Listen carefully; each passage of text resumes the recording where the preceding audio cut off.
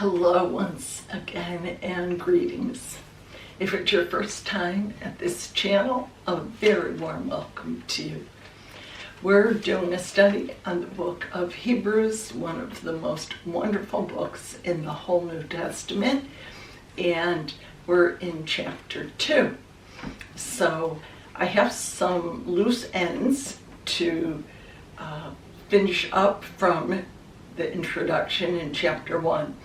And that is a discussion or an explanation of when the book was written. Most scholars believe it was written in the late 50s to mid 60s. And many of them point to about the year 65 AD as the writing. Not a later date, not a date after 70 AD. And here is why. Two things. One, Timothy is mentioned at the end of this text. So Timothy seems to still be alive and active. Now, I mentioned before that addition to the text that makes it seem like a letter instead of a sermon may have been added later. So I don't put a lot of weight on that. I don't put a lot of weight on the mention of Timothy because that may have been added to give some impetus to the argument that this was written by St. Paul. The mention of Timothy, one of Paul's associates, makes it seem like it was written by Paul. Most people agree it was not written by Paul.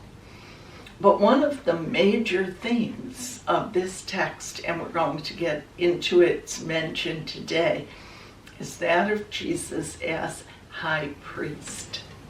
And it appears through the different things that are mentioned about the earthly priesthood that the temple was still in operation and that sacrifices were still being made in the temple. The temple was destroyed in 70 AD, and that's one of the major reasons it's believed this was written before then. Well, that being finished up, let's take a look at chapter 2 of Hebrews. Now, chapter 1 talked a lot about angels and how Jesus is superior to angels. Chapter 2 begins, therefore, we must attend all the more to what we have heard, so that we're not carried away. For if the word announced through angels proved firm, and every transgression and disobedience received its just recompense, how shall we escape if we ignore so great a salvation? So angels brought the first message, and it proved to be true. This message, the introduction said, has come through the Son. Therefore, it is of greater importance than the message from the angels, so we had best not ignore this. Announced originally through the Lord, it was confirmed for us by those who had heard, that is, the first believers, and most especially the 12 apostles. God added his testimony by signs, wonders, various acts of power, and distribution of the gifts of the Holy Spirit according to his will. These things are mentioned primarily in the book of Acts, Acts of the Apostles, and in the book of 1 Corinthians, chapter 12 and 14, which is a discussion of spiritual gifts and their distribution among believers. But in the Acts of the Apostles, the book of Acts, we have a number of accounts of what appear to be miraculous things happen, healings, people being raised from the dead, the use of the various gifts of prophecy and others. And so these are the signs that followed these disciples of Jesus, these apostles of the new church. And this was, it says, God added his testimony. In other words, God the Father was affirming the truth of these things by having these people demonstrate these signs and wonders. Now, there is a section of Christianity that believes these signs stopped after the death of the last apostle or the death of the last person that an apostle had laid hands on. But a vast majority of Christians believe that these gifts and these signs are still demonstrable today in our world, that they didn't end. They weren't just signs to establish the church, but they are signs which continue right through the entire history of the church.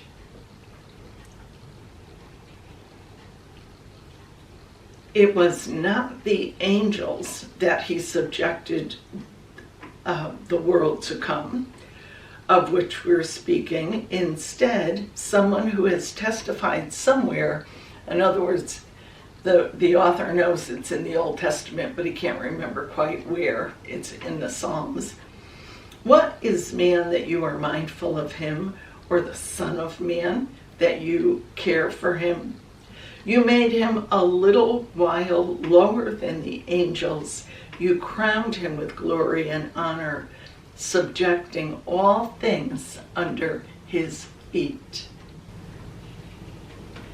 So here it is speaking of what was mentioned in the previous chapter, that the Word, the Logos, what the Old Testament refers to as the wisdom of God, took on human flesh. And Psalms says, it gives us sort of a hierarchy of beings: God, then angels, then a little lower than the angels, humans. So this is saying that for a little while, God the Father made the Christ a little lower than the angels, made the Son completely human. And I think I've mentioned before that at the beginnings of Christianity, there were all kinds of small groups and sects which believed different things about Jesus and different things about what this all meant. And they didn't establish orthodoxy till the late 300s. So at this time, there were some people who thought Jesus wasn't a fleshly person, that this was just a celestial being who appeared to be human. And so Hebrews is going to talk extensively about how Jesus really was a human person. The Orthodox belief eventually became that Jesus was 100% human, but also was God in the flesh. We saw that in our reading from the first and second chapter of John last time, if you want to go back and refer to that. So the picture is, you have this wisdom of God, this Word, this Logos, who takes on human flesh. And humans are a little bit lower than angels, and he's going to hold this position for a while for very good and wonderful news for us, good and specific purposes. So in subjecting all things to him, this Logos, this Son of God, he left nothing not subject to him. So when Jesus ascended, when the Logos, the Word become flesh, was seated at the right hand of God in the position of authority, everything was put under his authority. But at the present time, we don't see it. We don't see all things as subject to him. But we do see Jesus crowned with glory and honor because he suffered death. He who, here it is again, for a little while was made lower than the angels, that by the grace of God he might taste death for everyone. Now, Jesus is many things, but one very important thing is he is the way shower. When we look at the life, the teachings, the attitude of Jesus, he shows us the way, and the way that we too will go in the spiritual life. Now, to show us this and to provide for all humanity, this human Jesus is willing to undergo death, the same kind of death that we see a physical body assume. For it was fitting that he, for whom and through whom all things exist, in bringing many children to glory, should make the leader of their salvation perfect through suffering. He who consecrates and those who are being consecrated all have one origin. Therefore, he is not ashamed to call them brothers, saying, I will proclaim your name to my brothers. In the midst of the assembly, I will praise you. And again, I will put my trust in him. And again, behold, I and the children God has given me.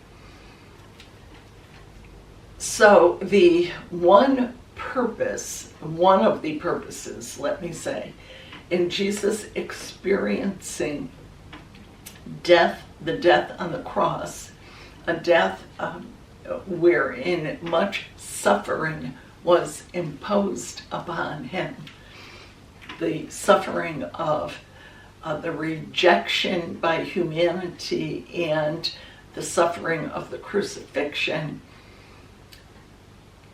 because Jesus was able to experience the same things as all the other humans, being of human origin, having a human mother, then he can call us and we can call him, we're all brothers of this having this same humanness and his willingness to suffer and experience death.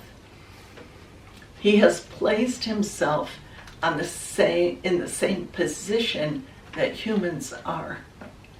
Now, Jesus could have, or the Son of God, this Word, could have come to earth as an adult, not as a baby with a human mother, could have come as a celestial being in the appearance of man, could have just taken over and in the twinkling of an eye, in the snap of a finger, changed everything. Could have pulled the plug on earth and destroyed everything and started over with a new creation. All of those things were possibilities, but none of them were possibilities if this Christ was able to understand us, was able to call us brothers, to be of the same flesh with us, to have lived the same kind of life that we live. Because all of those things happened, Jesus calls us brothers. And Jesus calls us brothers and sisters, the children of God that God gave to him. Now, since the children, that would be us, share in blood and flesh, he likewise shared with them. So Jesus is not just an appearance of humanity, is fully human. That through death, he might destroy the one who has the power of death, that is, the devil, and free those who through fear of death have been subject to slavery all their life. It is said, I don't know how this is provable, but that the biggest fear for a human is the fear of death. That is why humans panic when they become ill, because there's the possibility of death. Whenever we're in danger, we are anxious because of the possibility of death. But Jesus, through his death, is going to destroy death and free us from the fear of death, the slavery of being afraid of death. Surely, he didn't help the angels, but the descendants of Abraham. That is, Jesus didn't come to show the way to the angels who are already celestial beings. He came for humanity, to show us the way. And therefore, he had to become like brothers in every way. So he became like us, 100% human, the same as us in every way. The same organs, the same physical body, the same psychological abilities, the same kind of brain. He became like us, that he might be a merciful and faithful high priest before God to expiate the sins of the people. Because he himself was tested through what he suffered, he is able to help those who are being tested. So here's your first mention of the high priest. Jesus is going to be compared to the earthly high priests. The very basic reason why this celestial being, this Christ of God, can also be the equivalent and higher than an earthly high priest is because he came, took on flesh, and fully lived a human life, including human suffering. The man Jesus suffered on the cross. And so he then can be merciful to us because he understands us, faithful because he calls us brothers. He was tested, and because he was tested by what he suffered, he's able to help those who are being tested.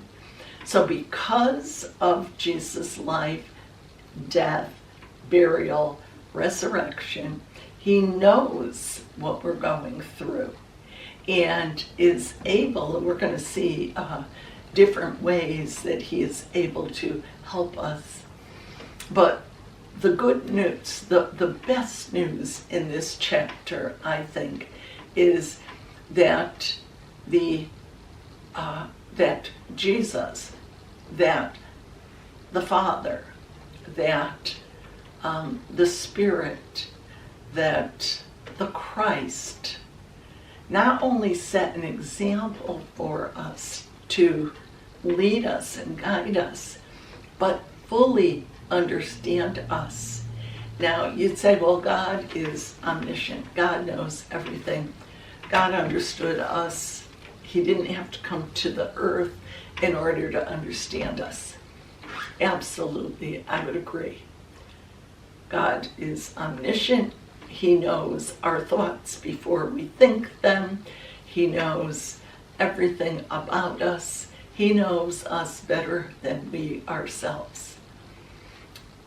But knowing us, he knows that we like to have something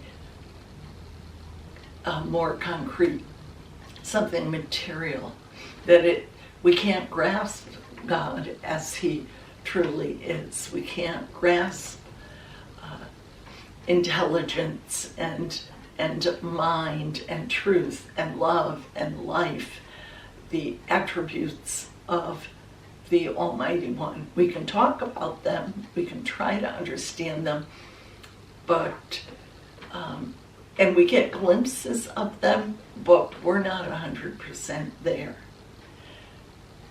But by having the human example of Jesus and seeing what appears to have happened to him in the flesh, this death, burial, and resurrection, we can now identify with the man Jesus. We have hope and we have assurance because he was willing to call us brothers and sisters. Well, thanks for being here. I hope you'll leave me some comments and questions if you have any about this chapter. I hope you find something uplifting in it and can join with me next time when we do chapter 3. In the meantime, stay well and be blessed. I'll see you then.